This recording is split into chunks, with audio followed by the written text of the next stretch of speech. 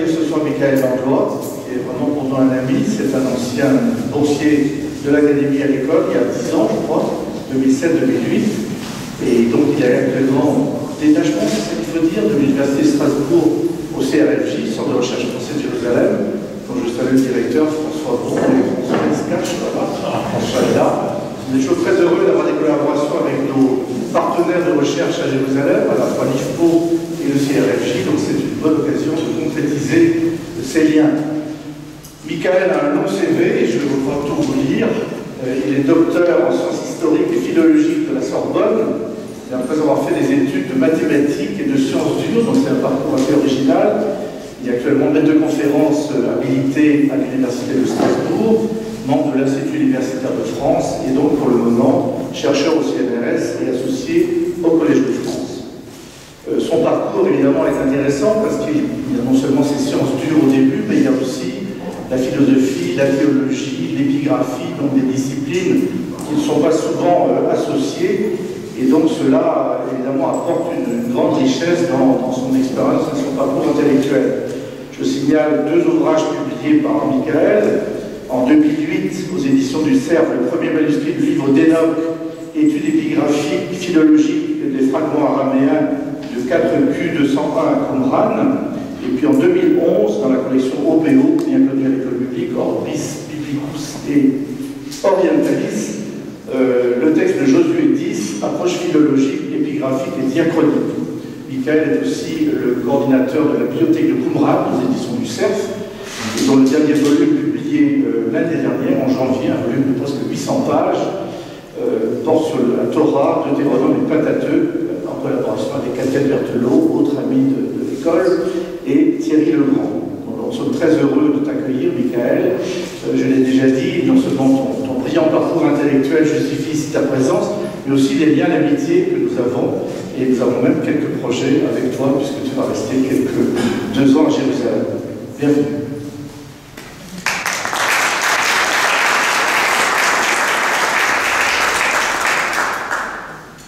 On va expliquer pourquoi nous parlons devant une idole, n'est-ce pas? Mais c'est assez original de faire une conférence avec sur la table une idole.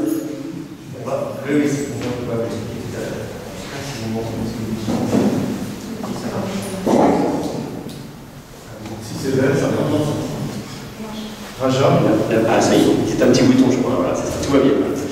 Voilà, donc merci beaucoup pour votre présence ce soir. Merci pour cette invitation. Je suis très ému de me tenir devant vous ce soir. C'est vrai que c'était il n'y a pas si longtemps que ça que j'étais moi-même étudiant ici à l'école publique. J'ai passé 2 ans.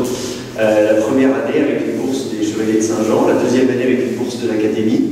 J'ai des moments inoubliables passés ici dans cette maison, et je me sens chez moi. Et ça me fait très très plaisir d'être avec vous ce soir.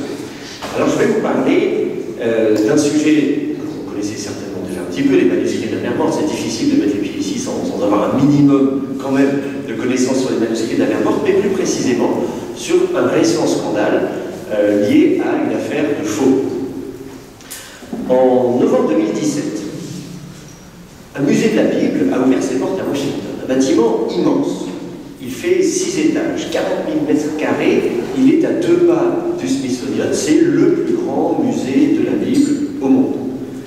Pourtant, lors de l'inauguration de ce musée, donc il y a un peu plus d'1 an, les journalistes visitent forcément toutes les salles de ce musée et se précipitent vers ce qui est censé être le clou du spectacle, la salle contenant les manuscrits de la mer morte, les plus anciens manuscrits de la Bible. Seulement voilà, il y a une sombre affaire dont nous allons parler tout à l'heure. Et pourquoi un tel intérêt pour les manuscrits de la mer morte en général et pour ces nouveaux manuscrits en particulier?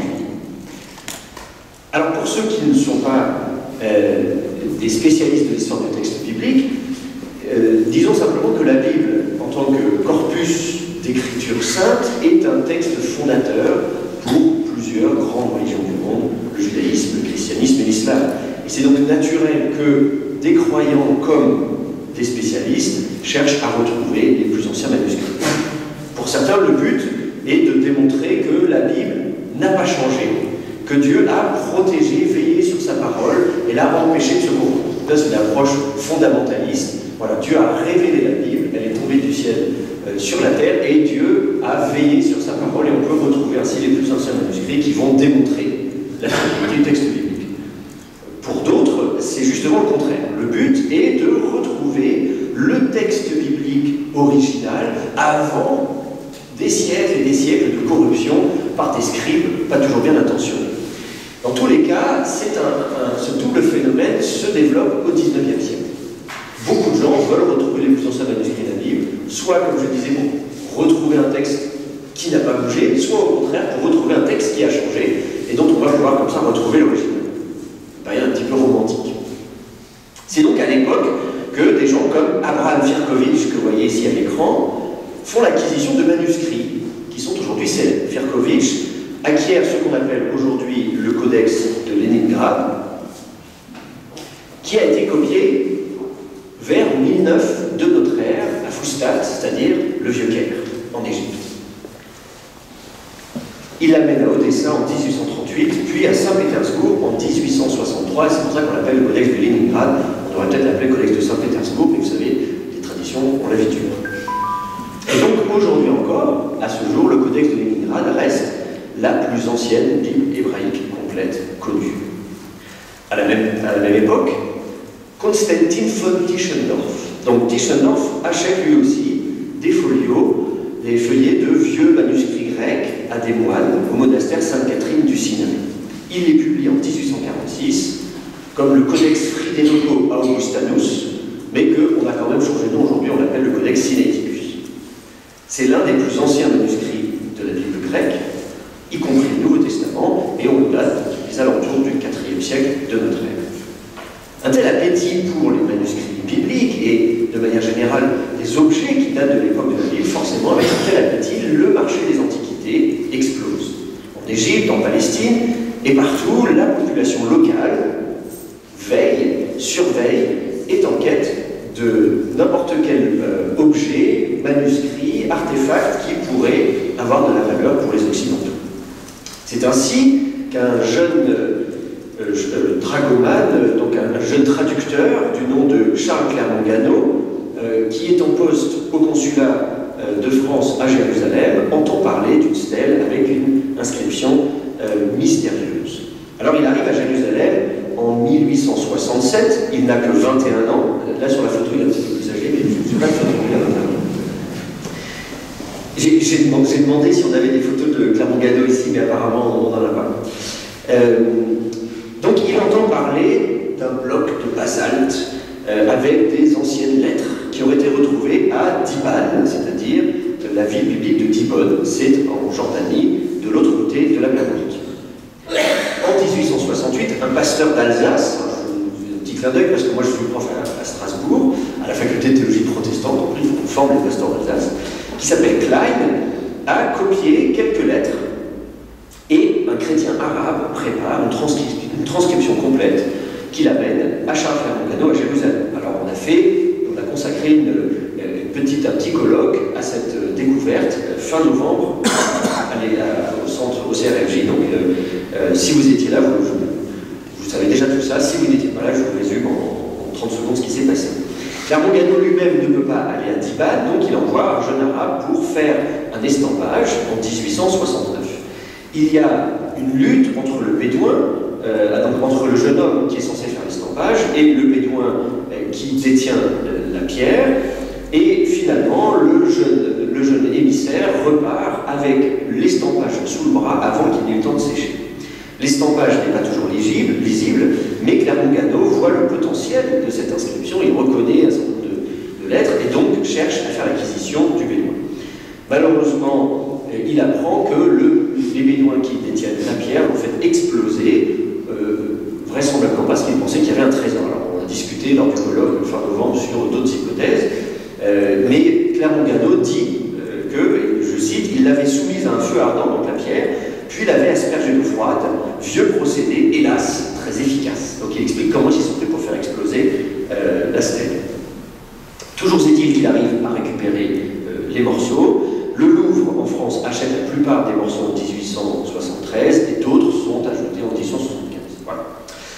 Pendant ce temps-là, à Jérusalem, un antiquaire du nom de Shapira, Moses Wilhelm Shapira, donc il s'appelle Moïse Shapira, c'est un converti, il est juif, mais s'est converti au christianisme et il est sous la porte au Japon.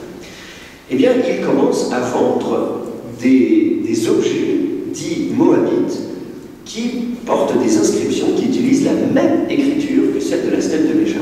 Et vous en avez deux exemplaires ici sous vos yeux, mesdames et messieurs, parce qu'ici on a la chance d'avoir des vestiges archéologiques ou, on peut se poser la question, mais en tout cas prétendus archéologiques.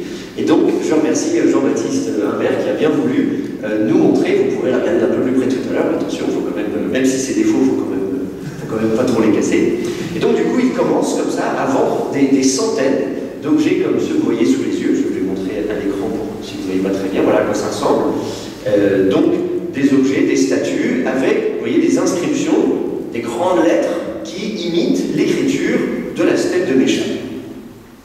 Alors le Fonds d'exploration de la Palestine est intéressé par ces objets, le musée de Berlin également, et donc on envoie des experts tels qu'Onder, Drake, Schlottmann pour examiner tous ces objets. Ils sont convaincus de leur authenticité. Là je parle de spécialistes vraiment, donc voilà, ils sont convaincus. Tout à l'heure Jean-Baptiste dit mais comment est-ce qu'on a pu croire que c'était authentique? Manifestement à l'époque, un certain nombre d'épigraphistes étaient convaincus de leur authenticité. Mais là encore, Clermont Ganneau n'est pas d'accord. Le style des objets lui semble un petit peu maladroit. Et les inscriptions soi-disant moabites sont, je cite, paléographiquement invraisemblables, philologiquement intraduisibles. Fin de citation. Donc, voilà ce que Clermont Ganneau dit à propos de ces inscriptions. Clermont Ganneau pense que ces inscriptions ont été réalisées par le même arabe chrétien qui avait fait pour lui la transcription de la stèle de Mécha 3 ans auparavant. En disant c'est peut-être le même, parce que c'est vrai quand on regarde les dessins qu'il avait fait, eh ben, il n'était pas si mauvais que ça. Il avait un coup d'œil et donc il se dit c'est peut-être lui. Alors, cela dit, Clermont Ganneau est le seul à penser que ce sont des faux. L'empereur prusse se décide à acheter la collection entière, c'est-à-dire 1700 objets. Il paye une somme d'argent extraordinaire qui vient de son trésor personnel. Et donc, peu de temps plus tard, toutes les boutiques d'antiquités à Jérusalem sont inondées par des centaines de ces objets soi-disant moabites, et tous les musées à travers l'Europe veulent en acheter. En 1873, Clermont Ganneau, qui est toujours en poste ici à Jérusalem, au consulat français, eh bien, enquête sur cette affaire et il identifie les faussaires qui ont été Shapira. Alors il nous raconte que, en fait, quand il les prend vraiment sur le fait, avec la collaboration de la police, il arrive, il fait éruption dans leur arrière-boutique et dit que l'un d'entre eux préparait donc les objets en argile, qu'un autre les mettait dans un bain pour les vieillir artificiellement. Shapira clame son innocence, il dit qu'il a acheté ces objets aux Bédouins en bonne foi, qu'il ne savait pas que c'était des faux. Il dit, moi je suis antiquaire, voilà, je me présente des antiquités, je les achète et je les revends. L'affaire se tasse, Shapira reprend ses affaires, il vend des antiquités et notamment des manuscrits médiévaux. On en parlait tout à l'heure à la conférence, il va notamment chercher des vieux manuscrits au Yémen. 10 ans plus tard, en 1883, Shapira dit qu'il a 15 fragments d'un rouleau du Deutéronome. Ce rouleau est écrit sur parchemin avec des lettres qui ressemblent à celles de la stèle de Mécha. Et donc le rouleau est daté, d'après l'écriture, d'après la paléographie, du 9e siècle avant notre ère. C'est-à-dire presque 2000 ans avant le codex de Léningrad. Donc imaginez-vous à l'époque, on se dit voilà, on a le codex de Léningrad, on peut remonter jusqu'à l'an 1000 de notre ère pour pouvoir étudier le texte biblique, et là d'un seul coup on fait un bond de 2000 ans en arrière. Le British Museum est intéressé, il veut faire l'acquisition de ce qui serait de loin le plus ancien manuscrit de la Bible. Shapira demande 1 million de livres sterling de l'époque. Imaginez la somme que ça représente aujourd'hui. Alors des experts britanniques, notamment Ginsberg, examinent ces fragments. Ils remarquent de nombreuses variantes textuelles par rapport au texte traditionnel de la Bible. Donc on dit tiens, le texte biblique a changé entre ce qui est censé être 900 ans avant notre ère et 1000 ans après Jésus-Christ. Et ces différences sont utilisées pour légitimer l'antiquité de ce manuscrit. C'est la preuve, selon lui, que ce manuscrit est bien authentique, puisqu'il y a des variantes textuelles. Si c'était un faussaire, il serait contenté de recopier le texte tel quel. Et là encore, Clermont Ganneau n'est pas convaincu, décidément.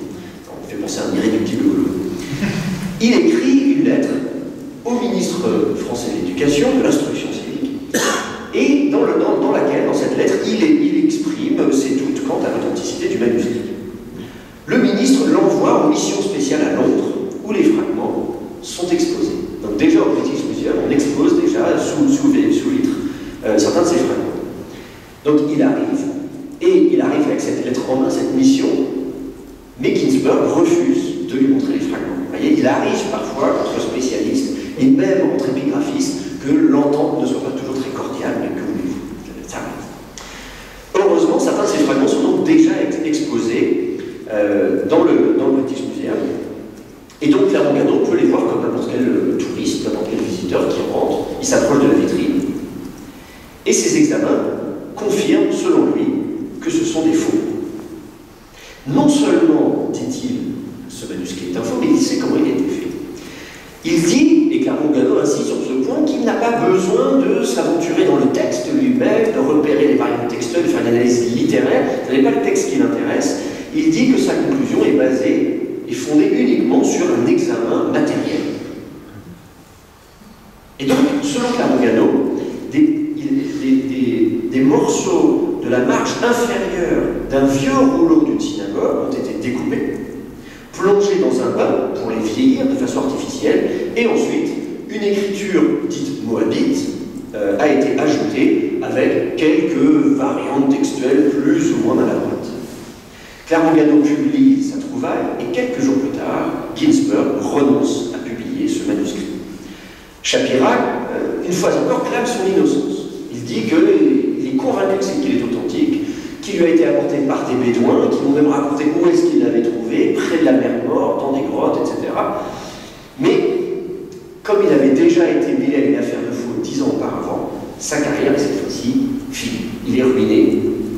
Et quelques mois plus tard, en 1884, il se suicide. Clermont Ganneau est accusé d'être responsable de ce suicide.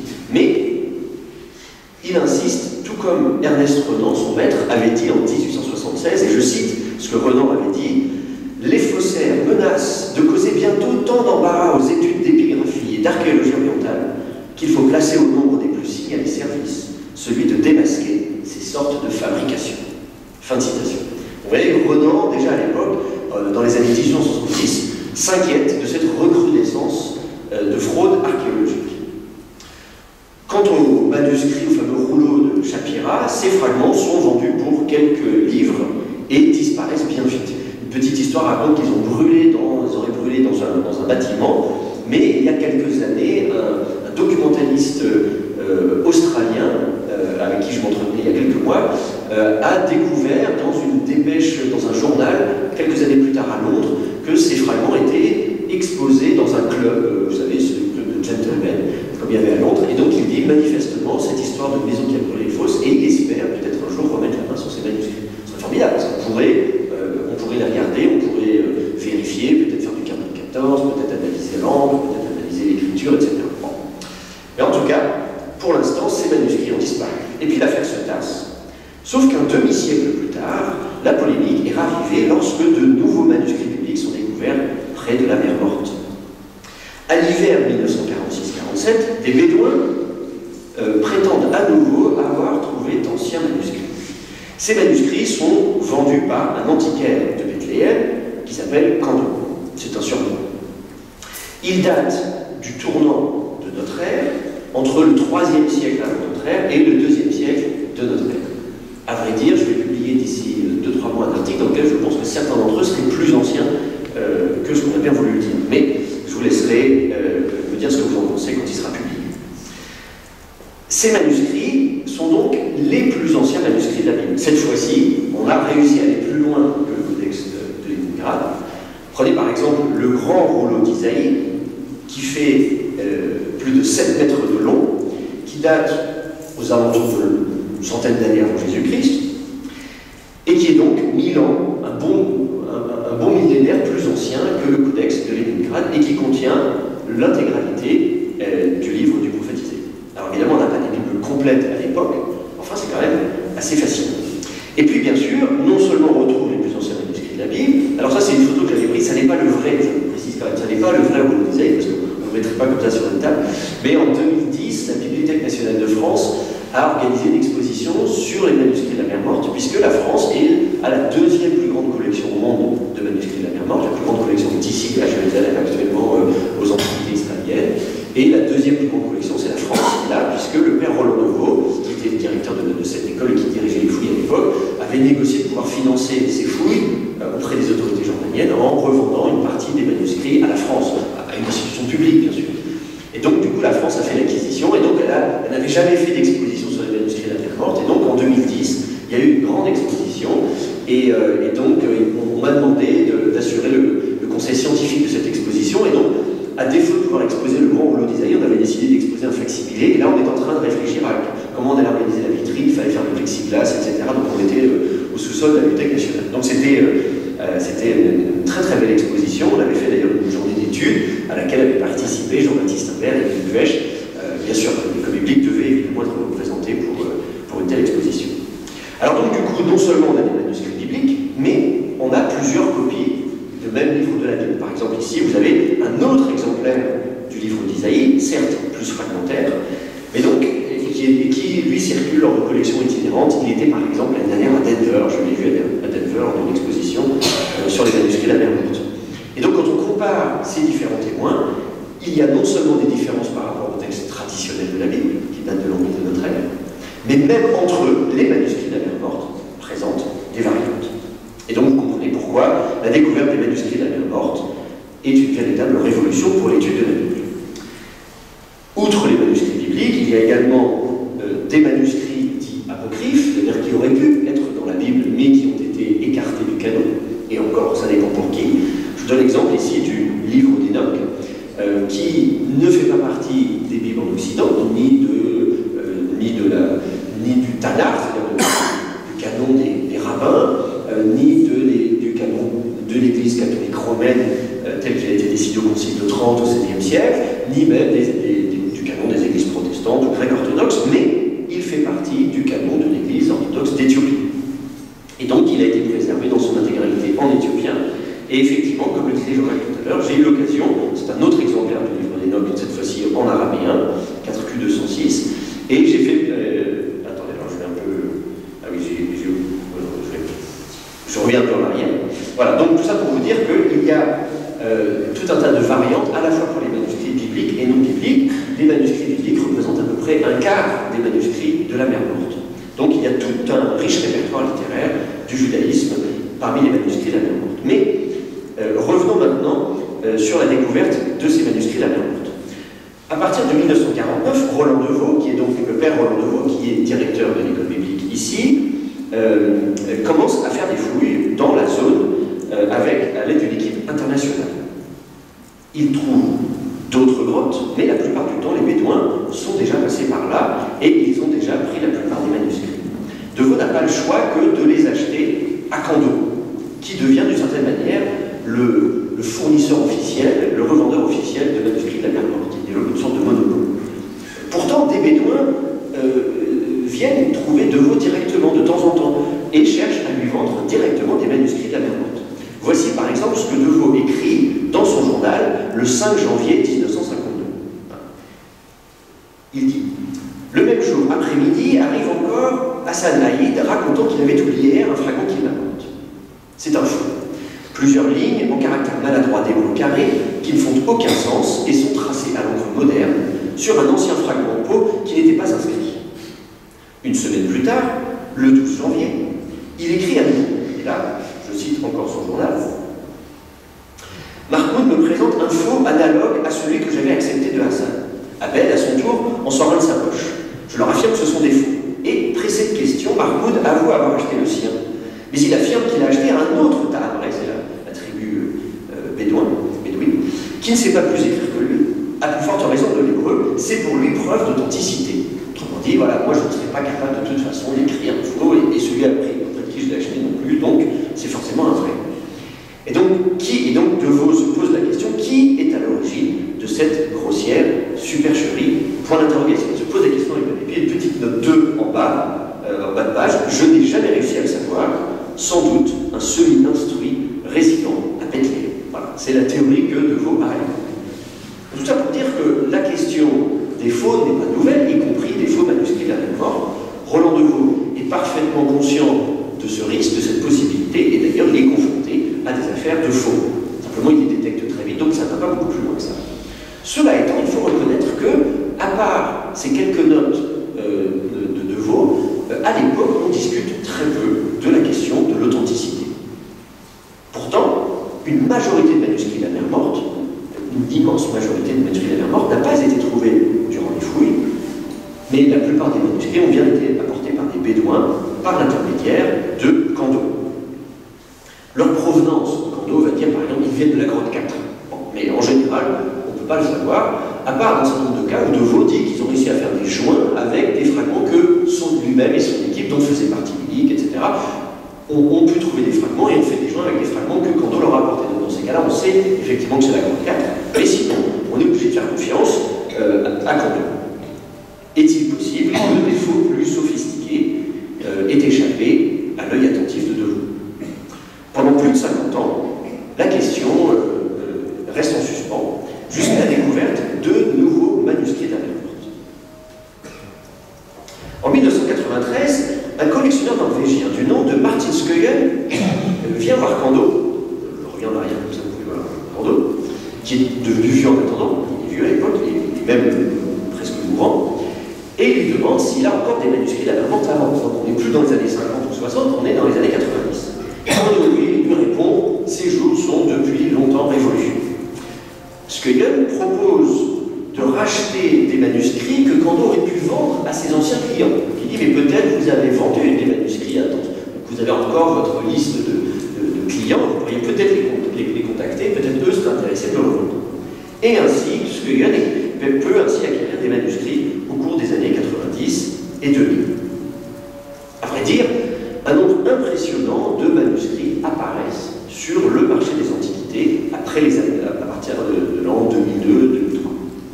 Et je me souviens, lorsque j'étais étudiant ici, travaillant sur le livre d'Enoch, qu'un nouveau fragment du livre d'Enoch sur papyrus a été publié par deux spécialistes de manuscrits de la mer Morte, Radan Eshel et Esther Eshel. Ce fragment se trouve confirmer l'une des lectures possibles que j'avais évoquées dans ma thèse, qui a été publiée donc, depuis aux éditions du CERF. Et donc, sur le coup, je me suis demandé si ce fragment était authentique. Je me disais que c'était, alors d'un côté, si authentique, c'est fort bien, parce que il se trouvait que c'était mon interprétation préférée de ces quelques traces, un petit peu difficile à déchiffrer. J'étais assez d'accord avec cette lecture, et donc ma lecture préférée, d'une certaine manière, se trouvait confirmée par ce nouveau papyrus, ce qui est assez flatteur.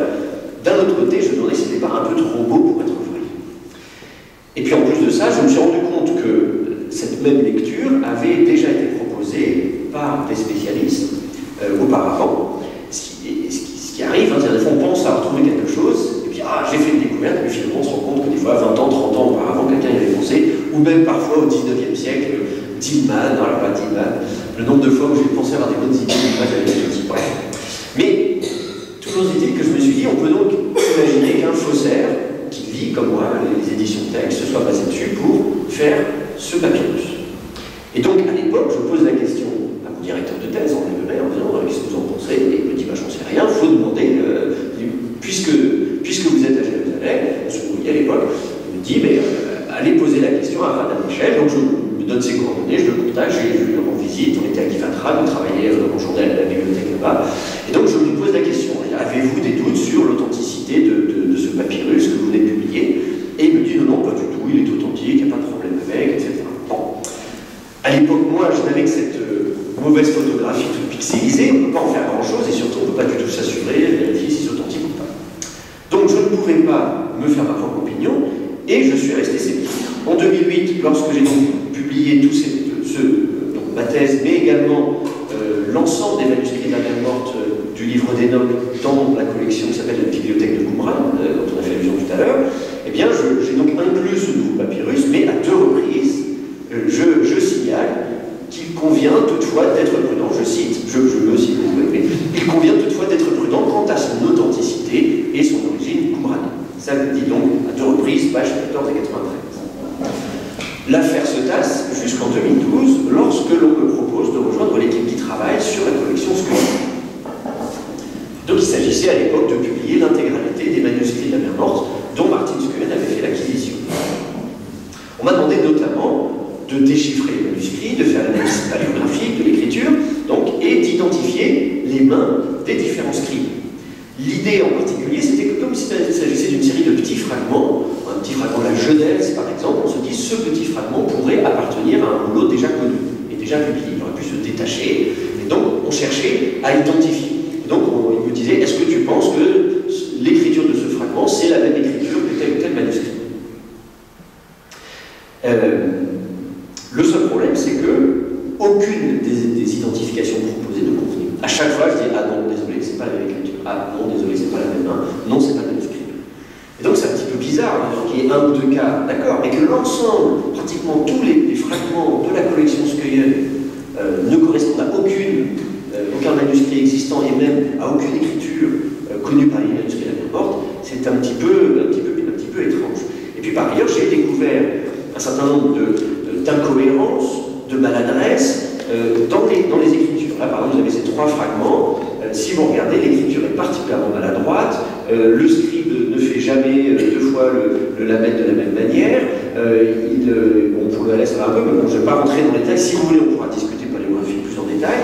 Mais disons que c'est assez surprenant d'avoir un scribe particulièrement maladroit, avec une écriture un peu naïve, un peu mal faite, et puis surtout pas très régulier, pas très adroit. Alors bien sûr, l'explication alternative, si on veut éviter la question des faux, c'est de dire que ces fragments ont été copiés par un débutant. Et il faut bien à un moment donné commencer quelque part, et donc on peut se dire peut-être c'était un scribe débutant, un bleu, ou peut-être qu'il venait d'une autre école scribale, peut-être un nouvel emplacement, une nouvelle grotte, peut-être qui n'était pas connue jusqu'à présent. Voilà. On essaie de trouver un petit peu des occasions, des raisons de pouvoir justifier l'authenticité de ces fragments. Alors en 2013, je poursuis mes recherches, je ne parle pas je n'évoque pas cette question avec mes collègues qui m'ont fait la gentillesse de m'inviter à rejoindre leur équipe, qui m'emmènent en Norvège, et donc je ne voulais pas jouer la rabat-joie en disant écoutez, merci beaucoup de l'invitation, mais peut-être que ces manuscrits sont des faux. Je voulais d'abord m'assurer d'avoir des preuves un peu plus tangibles. Et donc, j'y retourne en 2014 et je remarque davantage d'anomalies quant à la façon dont l'encre est sur le parchemin. Vous voyez, ici, par exemple, on travaille sur des photos infrarouges qui sont évidemment beaucoup plus faciles à lire puisque l'encre se détache davantage du parchemin du papyrus. Mais le problème, c'est qu'il y a plein de détails quant à la surface du parchemin du papyrus qui sont gommés, puisque le but de l'infrarouge, pourquoi on fait des photos infrarouges, ça permet d'éclaircir le cuir, le parchemin ou le papyrus, et donc on perd des détails. Mais néanmoins, rien qu'avec une photo infrarouge, j'avais déjà noté qu'à certains endroits, l'encre semblait très nette. Vous voyez le contour, vous avez un schème ici, vous voyez que le contour ici, je ne sais pas si ça se voit bien. Oui, donc le contour ici est très net, et puis d'un seul coup, dans la deuxième partie ici, le contour est au contraire un peu flou, un peu comme sur du papier buvard, donc ça bave un petit peu. Et je n'arrivais pas à m'expliquer ce phénomène, je me dis mais qu'est-ce qui se passe? Et lorsque j'ai vu les fragments eux-mêmes, je me suis rendu compte de ce qui s'était passé. C'est-à-dire que là, vous avez ici une fracture où la couche supérieure du parchemin, c'est la poignée Merlin, est partie. Et donc, lorsque ça arrive évidemment, parce que ce sont des vieux fragments, assez souvent, ils s'émiettent un petit peu si vous voulez, donc la couche supérieure s'en va, mais lorsque la couche supérieure s'en va, l'encre qui est posée sur la couche s'en va aussi. Or là, c'est pas le cas. En dépit du fait que la couche supérieure est partie, vous avez de l'encre sur la couche inférieure. Et donc ça veut dire que le scribe a copié. Or, il y a une grosse différence d'épaisseur. Vous ne voyez pas ici parce que c'est une photo de dessus, mais si vous regardez avec un microscope, il y a quand même une très grosse différence d'épaisseur. Donc l'encre ne pénètre pas aussi dans la peau. Et donc ça veut dire que le scribe a copié ce texte alors que le parchemin était déjà endommagé et qu'il y avait déjà la couche supérieure qui était partie. Ce qui est un petit peu douteux. Et j'ai un autre cas également, je retrouve le fameux papyrus du livre d'Enoch, dont je vous parlais tout à l'heure, celui-là même qui m'avait intrigué au milieu des années 2000. Entre-temps, Martin Scoyen en a fait l'acquisition, il est chez lui, je peux le voir, et là vous avez une belle photo couleur, et je remarque des choses, par exemple ici, vous voyez, cette lettre finale, c'est un « hé », et en fait, de la même manière, donc un papier, vous avez deux couches, l'une sur l'autre, de fibres, la couche supérieure est endommagée, ce qui arrive, c'est normal, vous voyez, le papyrus il est vieux, il est fragmentaire, il y a des morceaux qui partent, et à certains endroits, ici, vous avez toute une zone ici où la couche supérieure a disparu, et même ici en bas, le contour, il fait ça. Vous voyez, c'est là je trace ici le contour, dans toute cette zone-là, il n'y a plus la couche supérieure. Or, le jambage droit du haie descend jusque-là et se retrouve dans la couche inférieure du papyrus. Ce qui prouve là encore que l'encre a été apposée alors que le papyrus était déjà endommagé, que la couche supérieure était déjà partie. Vous voyez là, je me retrouve avec des arguments un peu plus tangibles que simplement l'écriture. Parce que la paléographie, c'est un petit peu subjectif, on va dire oui, mais là c'est maladroit, quelqu'un dit oui, mais voilà, il écrivait comme ça, c'était pas un très bon script, voilà, donc on peut toujours discuter, mais là, si on se retrouve avec des éléments matériels, physiques, on a de bonnes raisons de pouvoir remettre en question l'authenticité de ces manuscrits. Et puis surtout, je vous dis, ce fragment, j'avais de toute façon déjà des doutes à l'époque où il avait été publié quant à son authenticité. Donc à ce moment-là, je me sens en confiance et je partage mes doutes avec mes collègues norvégiens et ensemble, nous décidons de poursuivre les recherches. On veut enquêter, on décide de ne pas ébruiter l'affaire. À l'époque, on avait pour l'idée d'essayer de tendre un piège aux faussaires. Je voulais être le nouveau Clermont-Ganneau qui pouvait prendre la main dans le sac, les faussaires, dire ah, ça y est, vous êtes pris. Bon, bref. Voilà. Parce que chacun a son super-héros, certains c'est Superman, d'autres c'est, je sais pas, Han Solo, moi c'est Charles Chaplin. Et donc du coup, nous essayons d'emprunter notamment sur la date à laquelle ces fragments apparaissent. Est-ce qu'on peut retracer ces fragments jusque dans les années 50 ou 60? Et en fait, non.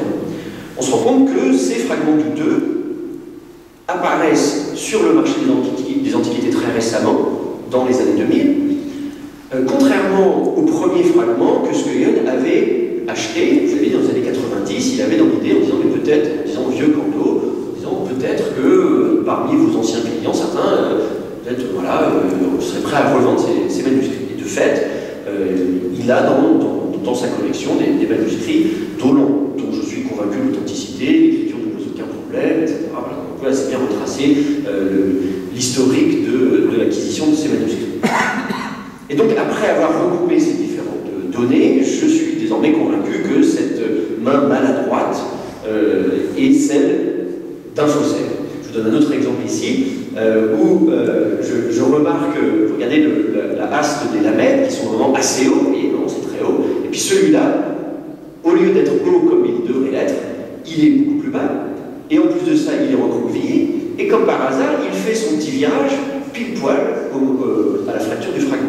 Celui d'après, pareil, on voit qu'il est un petit peu évasé ici, et celui-ci n'en parle pas, on a l'impression qu'il essaie de tracer en bas, il remonte parce qu'il s'est rendu compte qu'il est allé trop bas, il fait une boucle, c'est très maladroit. On a vraiment l'impression que les lamelles, vous voyez, baissent à cause du plafond qui est de plus en plus bas. Autrement dit, ça prouve que là encore, ce texte a été apposé sur ce fragment alors qu'il avait déjà cette forme actuelle.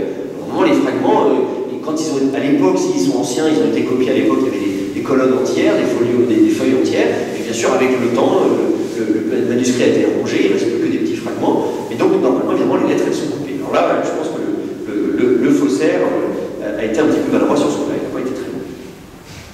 Et donc, du coup, je suis convaincu que c'est un faussaire, et même, à force de reconnaître cette même main, je la vois un peu partout, c'est le même faussaire, je reconnais ce faussaire, c'est la même personne. Mais ce n'est pas tout.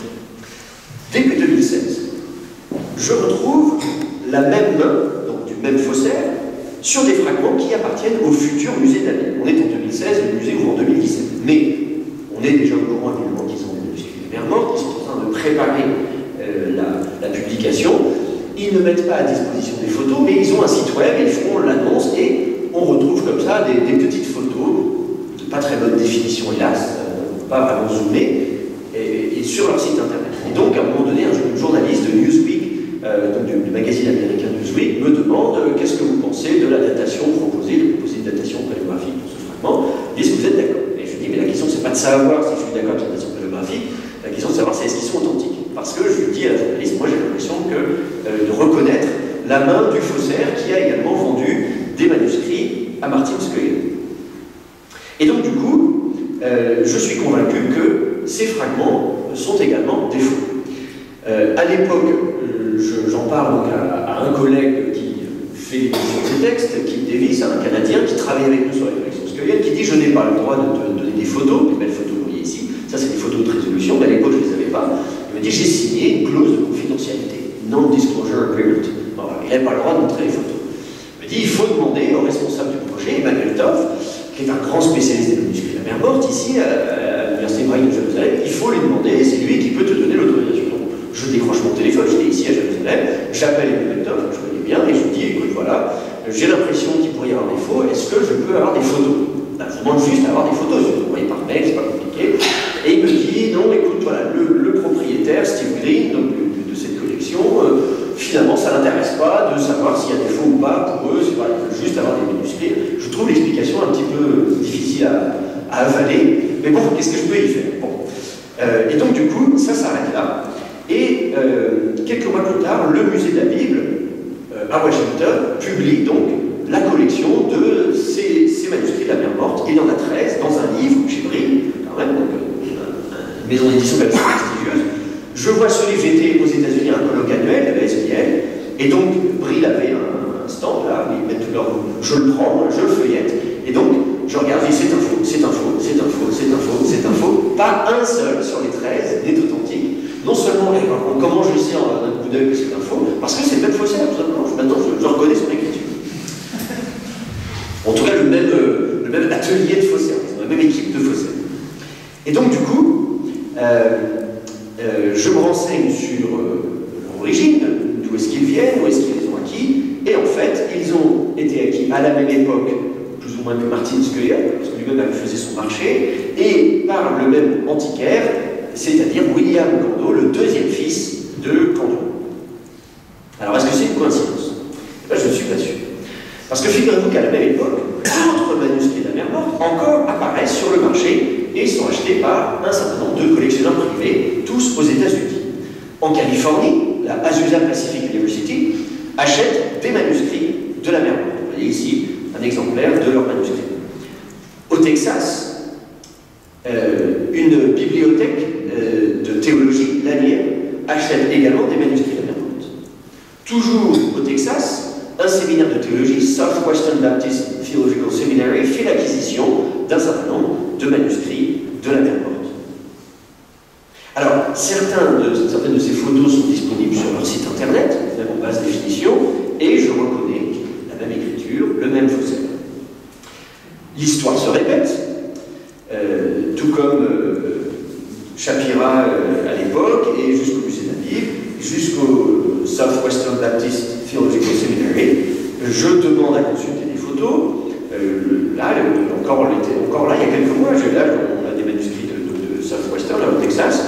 J'ai un collègue, je lui pose la question, est-ce que tu peux me montrer des photos, juste m'envoyer des photos? Par mail, c'est pas compliqué, je vais dire ce que j'en pense, vous pouvez me croire, vous faites ce que vous voulez, je ne demande pas de payer pour mon expertise. Eh bien non, il me dit, je ne peux pas le faire, j'aimerais le faire, mais je ne peux vraiment pas, je n'ai pas l'autorisation de montrer des photos. Et donc nous attendons la publication de ces manuscrits de Southwestern de Texas, de Azusa Pacific aux États-Unis. Bon, pour Azusa Pacific, ils ont mis des photos de bonne définition en ligne, donc j'ai pas besoin d'attendre la publication, je sais qu'ils sont tous faux. Mais pour ceux du Texas, par exemple, je ne les ai pas tous vus, en tout cas, je n'ai pas des bonnes photos pour tous, donc on attend. Mais ce qui est très intéressant, à mon avis, c'est qu'il y a, on voit ici des points communs, c'est que la plupart, je vais y revenir tout à l'heure, les collectionneurs sont tous américains et sont tous évangéliques. Je vais y revenir tout à l'heure. Mais c'est pas tout. Entre-temps, autre découverte archéologique d'un manuscrit dont on dit qu'il vient de la mer morte. C'est le 26 octobre 2016. Les antiquités israéliennes. Annoncent la découverte d'un papyrus qui date d'il y a 2700 ans, qui aurait été découvert dans des grottes de la mer morte et qui mentionne la ville de Jérusalem et le roi. Ce papyrus est présenté comme étant la plus ancienne mention de Jérusalem sur papyrus. Alors, factuellement, c'est vrai, effectivement. Mais ce qui est surprenant, c'est que la conférence de presse se déroule le même jour où l'UNESCO doit se prononcer sur un projet de résolution sur la Palestine occupée. Vous avez bien envoyé dans ce document la Palestine occupée. Et dans cette résolution de l'UNESCO, l'État d'Israël est appelé la puissance occupante. Le même jour, toujours, mais c'est un jour bien chargé, l'actualité très chargée ce jour-là, le Premier ministre israélien Benjamin Netanyahu, qui n'est pas au même endroit que la conférence des presses, ni à l'UNESCO, etc. Il est ailleurs, mais il a quand même trouvé le moyen d'imprimer, vous voyez, une espèce de carton géant qui brandit avec cette reproduction géante de ce papyrus, et il l'utilise comme preuve des liens entre la ville sainte de Jérusalem et les Juifs. Il y a quelques 2700 ans, il dit comme ça de façon très, très emphatique, c'est une carte postale de Jérusalem de 2700 ans, elle n'est pas en arabe, elle n'est pas en araméen, elle est en hébreu. Vous voyez, cette carte postale. Simplement, voilà, il y a un petit problème, c'est que ce papyrus, contrairement à ce qui a été dit lors de la conférence de presse, n'a pas été trouvé lors de fouilles régulières dans des grottes au bord de la mer Morte. En réalité, il est apparu sur le marché des antiquités. La question donc se pose, est-il authentique? S'agit-il d'un faux? D'un côté, ce papyrus n'a pas grand-chose à voir avec les faux manuscrits de la mer Morte qui ont inondé les collections privées. Je vous ai montré tout à l'heure une écriture vraiment très maladroite, très grossière. En plus, c'est pas du tout la même époque, les manuscrits de la mer Morte, c'est tout dans notre ère. Là, on a une écriture qui date effectivement, qui se veut en tout cas dater de plusieurs siècles avant notre ère. Et puis, par ailleurs, l'écriture est beaucoup moins maladroite que celle des scribes. À vrai dire, il est même assez rapide, assez assuré. Si vous regardez de près, on voit parfois il ne lève pas suffisamment son pinceau et il y a des petits poils comme ça qui débordent un peu. Donc on voit au contraire que là on a affaire à un scribe manifestement très exercé, très rapide, très confiant. Il n'est pas hésitant du tout, il n'est pas maladroit du tout, il est très confiant. Ça ne veut pas dire pour autant que c'est un vrai, ça veut dire que ça n'est pas un faux aussi grossier, disons, que les autres. Et que c'est probablement pas le même fausset. Si c'est un faux, c'est probablement pas le même fausset. Alors cela étant, effectivement, il y a quand même quelque chose, quelques petits aspects un petit peu surprenants, y compris au niveau de la paléographie. Je ne vais pas rentrer dans les détails ici. Et puis, également, le fait que ce texte semble relativement droit, alors que le papyrus lui-même est un petit peu tordu, vous voyez, donc comme s'il a été copié sur le papyrus alors qu'il était tordu. Grâce à des outils informatiques, on peut virtuellement redresser le papyrus. Je vous donne ce que ça donne ici. Vous voyez, ici, j'ai redressé virtuellement, je vous rassure, je vais pas toucher le papyrus lui-même pour remettre les fils bien à l'horizontale. Et là, d'un seul coup, le texte lui-même n'est plus droit du tout, il monte et il redescend. Ce qui pourrait suggérer que le texte a été copié sur le papyrus, alors que le papyrus avait été déjà un petit peu tordu. Et puis même, la disposition horizontale, vous voyez, dans cette n'est pas sans rappeler le fameux rouleau Shapira, on l'a vu tout à l'heure, donc Clermont-Ganneau disait que c'était la marge inférieure d'un manuscrit qui avait été découpée. On se dit, est-ce que c'est pas la même chose qui se serait passée ici aussi? On récupère la marge d'un papyrus. Le papyrus lui-même a été daté au carbone 14, entre 800 et 500 avant notre ère. On se dit, effectivement, il n'y a pas de problème avec le papyrus lui-même, mais peut-être était-ce une marge non inscrite, il suffit de la découper, on écrit dessus et là, d'un seul coup, ça prend de la valeur. Alors bien sûr, aucun de ces facteurs lui-même n'est concluant, et c'est pour ça qu'il est très difficile de conclure qu'il s'agit d'une info. Les antiquités israéliennes ont demandé de rédiger un rapport d'expertise, ils me mettent la pression, Philippe Lachor, que certains d'entre nous ici connaissent, me dit, bon mais alors il est authentique ou il est faux? Je veux savoir. Je dis, écoute, j'ai examiné au microscope, tout ce qu'on veut, etc. Je dis, il n'y a pas de preuve irréfutable que c'est un faux, donc voilà, on ne peut pas affirmer sans nombre que c'est un faux. Il n'y a pas les mêmes maladresses que celles que j'ai vues sur les autres manuscrits de la mer Morte, donc peut-être qu'il est authentique, mais en même temps, il y a quelques petites choses un petit peu douteuses, et puis on peut leur demander est-ce que c'est un peu trop beau pour être vrai, enfin bref. Donc, j'ai des doutes sur l'authenticité de ce papyrus. Et puis du coup, donc, la conclusion, c'est quoi? C'est si on veut être sûr de ne pas avoir affaire à des faux manuscrits, eh bien, faisons des fouilles régulières, évitons le marché des antiquités, évidemment. Mais même si on fait ça, ça ne marche pas à tous les coups. Vous allez voir. En 2017, printemps 2017, une équipe d'archéologues de l'Université hébraïque de Jérusalem et d'une institution américaine, Liberty University, ce sont encore des évangéliques, prétendent avoir découvert une nouvelle grotte à Qumran. Jusqu'à présent, 11 grottes, parmi les manuscrits, disons, les grottes de Qumran, ont produit des manuscrits de la mer Morte. Donc ce sont ce qu'on appelle des grottes à manuscrits. On en connaît bien plus, mais seules 11 d'entre elles ont livré des manuscrits. Et la dernière a été trouvée en 1956. Donc ça fait longtemps qu'on n'a pas découvert de nouvelles grottes à manuscrits. Donc imaginez l'excitation, l'enthousiasme, lorsqu'on dit ça y est, 60 ans plus tard, on a de nouveau découvert une grotte à manuscrits. Mais là encore, cette découverte, entre guillemets, est problématique. Et si il faut lire entre les lignes, la grande conférence de presse des Antiquités israéliennes manuscrit inscrit n'a été découvert dans la grotte. On a simplement découvert un petit fragment, là la photo on a l'impression qu'il est immense, mais en fait c'est vraiment tout petit, hein, vraiment quelques centimètres, un petit morceau de parchemin non inscrit. Et donc c'est pas une grotte à manuscrit dans le sens où il n'y a pas de manuscrit, d'écriture à la main, il n'y a pas de preuve d'écriture manuscrite. D'autres objets sont découverts, mais là encore, le fait qu'il y ait des grottes avec du matériel archéologique, c'est pas nouveau. On en connaît des dizaines dans la région de Qumran qui avaient déjà été inventoriées, et puis régulièrement on fait comme ça des inventaires. Donc ça fait très longtemps qu'on savait qu'il y avait des grottes, on avait fouillé, elles ont été inventoriées. De Vaux lui-même avait déjà répertorié ce nombre de grottes. Par ailleurs, dans cette grotte ont également été découverts des outils modernes, par exemple des têtes de pioche, qui montrent que cette grotte a déjà fait l'objet de fouilles, en particulier par les Bédouins. Donc s'il y avait des manuscrits, de toute façon, ils ont déjà été récupérés par les Bédouins. Et pourtant, les antiquités israéliennes insistent sur le fait qu'il faut appeler cette grotte la grotte numéro 12, juste parce qu'on a trouvé un petit manuscrit vierge un petit bout de parchemin non inscrit. Et donc forcément, cette découverte crée encore plus une attente en disant « Ah, donc ça prouve, voilà, dans l'opinion publique, chez les collectionneurs, chez tout le monde se dit « Ah, donc il y a bien d'autres grottes à manuscrits, donc on va bientôt retrouver sur le marché d'autres manuscrits, surtout si les Bédouins sont passés par là, etc. etc. » Donc ça ne fait que animer, activer le marché des antiquités. On s'attend à ce que là, très bientôt, de nouveaux manuscrits soient découverts, entre guillemets, et qu'on les trouve sur le marché des antiquités. Alors, que conclure? Parce que je me tiens au timing qu'on m'a donné, hein, tu vois, je respecte. Ces nouvelles découvertes sont fascinantes, mais pas forcément de la façon dont on les pense. Elles ne nous disent, à vrai dire, pas grand-chose sur les origines de la Bible, du judaïsme ou du christianisme.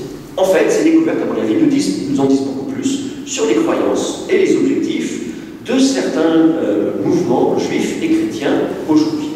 Par exemple, le papyrus de Jérusalem a été instrumentalisé pour des objectifs politiques afin de prouver, entre guillemets, la légitimité des Israéliens pour faire de Jérusalem leur capitale. Alors qu'en fait, il n'y a absolument pas besoin de cette découverte pour savoir que Jérusalem était bel et bien la capitale d'un royaume, de Juda, il y a 2700 ans, on le savait déjà, on a déjà Jérusalem mentionné sur des inscriptions contemporaines en hébreu ancien, et on a même Jérusalem mentionné sur des tablettes de la Varna à l'époque de Memphis IV, ou d'Akhenaton, deuxième millénaire avant notre ère, etc. Donc, à vrai dire, personne ne doutait de l'existence du royaume de Juda au premier millénaire avant notre ère, ni même du fait que Jérusalem en ait été la capitale. Et qu'on utilisait l'hébreu à l'époque, on savait déjà tout ça. De même, je trouve que le profil de ces collectionneurs privés américains est très intéressant. Je mets de côté Martin Skøyen, ce collectionneur norvégien, qui, lui, collectionne des manuscrits de toutes les cultures et de toutes les religions, y compris des manuscrits bouddhistes, etc., etc. Si vous le mettez à part, tous les autres manuscrits de la mer Morte qui ont été achetés récemment l'ont été par des collectionneurs américains, plus précisément des évangéliques, et qui ont la particularité, au contraire d'autres églises chrétiennes, telles que l'église catholique romaine, ou l'église grecque-orthodoxe, ou même les protestants, les réformés, etc. Bref, les autres églises n'insistent pas autant que les évangéliques sur l'inhérence de la Bible. Pour eux, c'est un point de doctrine fondamental. La Bible n'a pas d'erreur. Voilà. Elle ne contient pas d'erreur. Et donc, c'est le cas de toutes ces institutions, et y compris Liberty University, dont je vous parlais tout à l'heure, qui a participé au fouilles de la fameuse grotte 12, entre guillemets, et qui est également une institution évangélique américaine. L'opinion qu'ils se font de la Bible et leur volonté de pouvoir démontrer que la Bible ne contient pas d'erreur explique leur intérêt pour les plus anciens manuscrits de la Bible. Si la Bible ne contient pas d'erreur, alors retrouvons les plus anciens manuscrits pour démontrer, asseoir, légitimer notre dogme.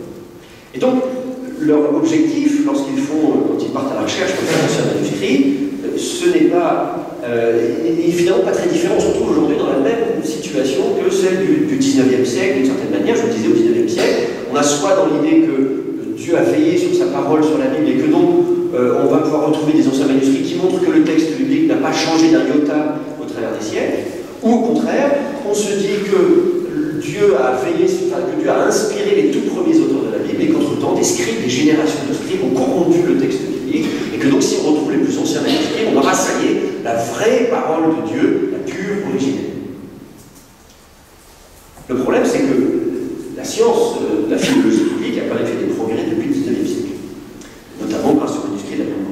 nous comprenons aujourd'hui que les scribes n'ont pas corrompu un texte original, et je mets original entre guillemets. Qu'est-ce que ça veut dire qu'un texte original? Quelle était la première phase rédactionnelle? Est-ce que c'est le premier brouillon? Voilà, qu'est-ce qu'on considère un texte original? Un texte inspiré. Mais en fait, les scribes sont des rédacteurs. Ils étaient eux-mêmes impliqués dans le long processus de rédaction qui a conduit aux versions finales du texte biblique. Et là, je vous renvoie aux travaux d'Adrian Schenker, qui est aussi, que j'ai eu comme enseignant ici quand j'étais élève à l'école, et que j'ai eu l'occasion d'éditer un de ses volumes dans une collection que je dirige qui s'appelle L'écriture de la Bible, et qui, comme son nom l'indique, c'est une collection qui vise à expliquer comment la Bible a été écrite. Et donc, si vous voulez, les scribes ne sont pas des copistes, des machines à écrire, mais ce sont vraiment des rédacteurs. Et ça, on s'en est rendu compte notamment grâce au manuscrit de la Bible. Donc, qu'est-ce que ça veut dire? À ce moment-là, grâce à cette nouvelle découverte, quand même, depuis le 19e siècle, on a fait des progrès scientifiques. Qu'est-ce que ça veut dire que de parler de la Bible comme étant inhérente, ne contient pas d'erreur, dans les originaux? Là, je cite par exemple le livre que vous avez cité, c'est dans leur confession de foi sur un site internet. Pour s'inscrire là-bas, étudier là-bas, il faut croire que dans les originaux, le texte est inhérent. Qu'est-ce que c'est que les originaux? Alors moi, je connais bien le problème parce que je viens d'un arrière-plan évangélique, du côté de ma mère notamment. Mon père est réformé en Suisse, ma mère est normande, évangélique. Je ne vais pas trop vous parler de moi, mais c'est juste pour vous dire que je connais bien le problème. Et j'ai grandi comme ça dans un milieu très fondamentaliste, où effectivement, on ne peut pas remettre en question, tout était écrit à la même près, il n'y a pas de problème. Alors cela dit, je reste croyant aujourd'hui, je vous rassure également, je crois que Dieu parle au travers de la Bible, mais je ne suis pas convaincu que ces institutions évangéliques aux États-Unis, qui cherchent à faire l'acquisition de manuscrits de la mer morte, sont prêtes à changer leur doctrine à la lumière de ces nouveaux manuscrits. Et donc, au-delà de leur l'accent qu'ils mettent en apparence sur la Bible, on fait un musée immense autour de la Bible, leur désir d'étudier les plus anciens manuscrits de la Bible, je pense qu'ils ont d'autres raisons pour faire l'acquisition de manuscrits de la mer morte. Tout comme le papyrus de Jérusalem a été utilisé, instrumentalisé pour légitimer la capitale de l'État d'Israël, Jérusalem, il semble que ces nouveaux manuscrits de la mer morte sont utilisés pour légitimer ces institutions académiques privées aux États-Unis. Par exemple, je vous parlais de Azusa Pacific University tout à l'heure. Eh bien, en fait, lorsqu'ils ont fait l'acquisition de ces manuscrits de la mer morte, ils ont fait une conférence de presse et ils disent, je cite, j'ai traduit en français, cette acquisition place Azusa Pacific University à part de toutes les autres institutions chrétiennes d'enseignement supérieur dans le monde. Donc voilà, ils disent, voilà, grâce, parce qu'on a acheté le manuscrit de la mer morte, maintenant, nous, en tant qu'institution chrétienne d'enseignement supérieur, nous sommes à part de toutes les autres institutions chrétiennes dans le monde. C'est quand même pas rien.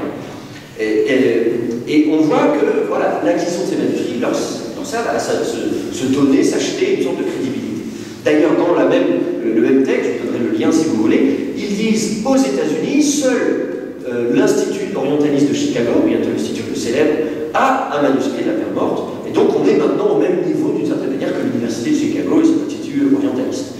Et d'ailleurs, je vous donne une petite anecdote qui n'est pas sur leur site web, mais un collègue de Chicago à qui je parlais de ça me dit, ah bah oui d'ailleurs, il croise comme ça un jour à un colloque quelqu'un qui vient de cette université, à Azusa Pacific University, il dit, ah vous venez de l'Institut orientaliste de Chicago, d'accord, oui, vous avez des manuscrits de la mer morte, alors lui il dit, oui, peut-être, ils ont beaucoup de collections, ils ont aussi un musée à l'Université de Chicago, il dit, oui, c'est pas un spécialiste, spécialement, il ne savait pas. Il dit si, vous avez à Chicago un manuscrit de la mer morte. Nous, on en a 5.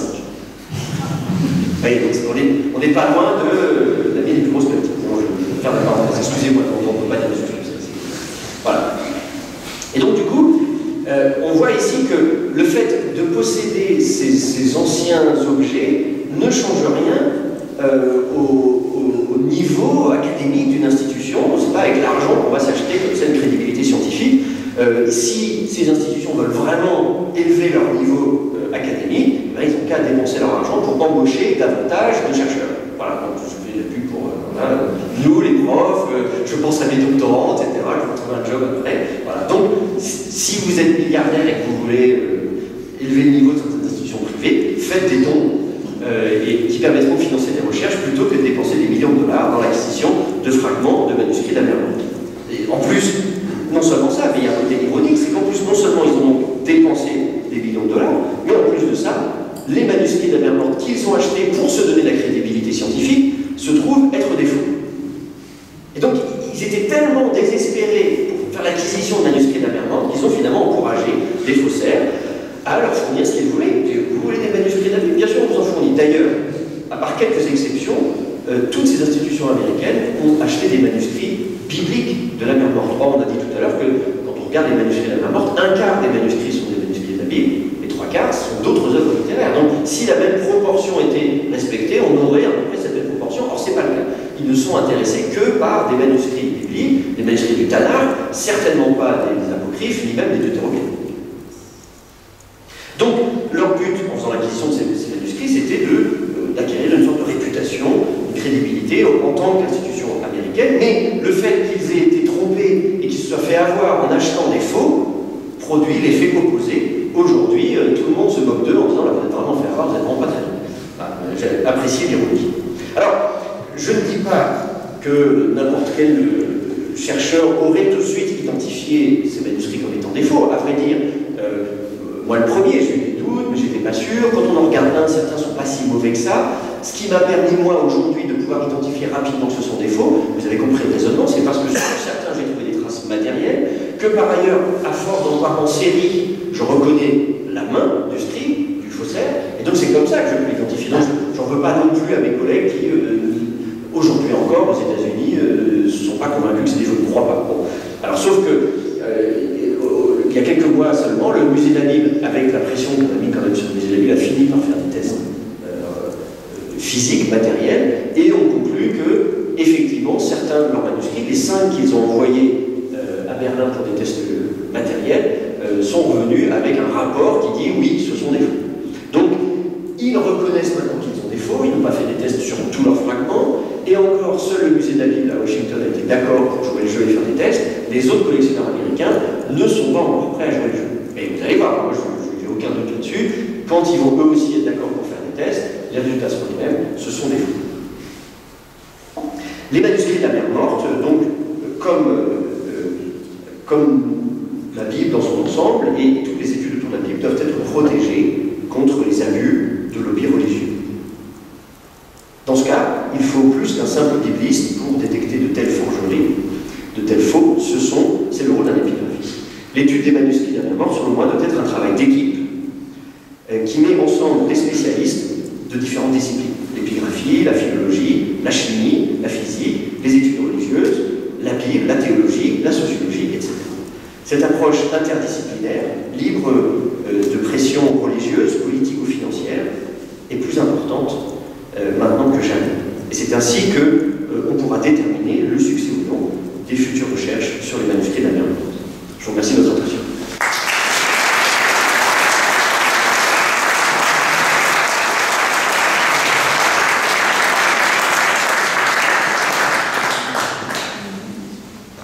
Michael, on t'aurait écouté encore pendant 1 heure, c'est une petite allure d'enquête policière.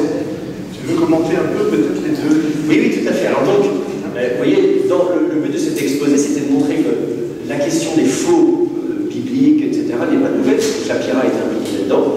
Alors on n'a plus les fragments Shapira, on ne sait pas où ils sont, mais on a quand même donc les fameux faux moabites qui ont fleuri dans les années 1870, après la découverte de la celle de Béchar, et qui a conduit Carbonano à dire que c'était des faux. Il y en a eu des centaines, des milliers même, et donc d'abord, vous pouvez voir qu'ils sont moches. Enfin, de ce point de vue-là, c'est quand même assez moche. Ça ne ressemble pas exactement à ce qu'on s'attend à trouver, disons, sur des sites archéologiques à l'époque du fer 2, donc vous voyez, disons première moitié du 1er millénaire avant notre ère. Les lettres sont particulièrement grosses, donc c'est pas comme ça qu'on écrit, et en plus de ça, les lettres sont en relief. Sur la plupart d'entre eux, les lettres sont en relief, et là encore, ça n'est pas une pratique, c'est pas impossible à l'époque, mais il se trouve que sur les collections moabites, c'est pas comme ça qu'on écrit ça. Donc c'est vrai qu'aujourd'hui, ça semble assez évident que ce sont des faux, et je ne connais plus personne qui prétendrait encore qu'ils sont authentiques.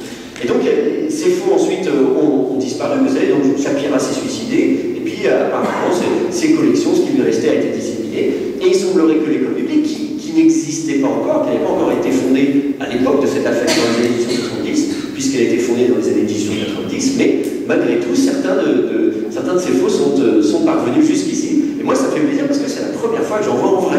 Parce qu'évidemment, les musées ne vont pas dire regardez, on s'est fait arnaquer, on va vous montrer. En général, les faux ne sont pas exposés. Et donc, je remercie vraiment Jean-Baptiste qui m'a dit mais oui, oui, on en a, et on va en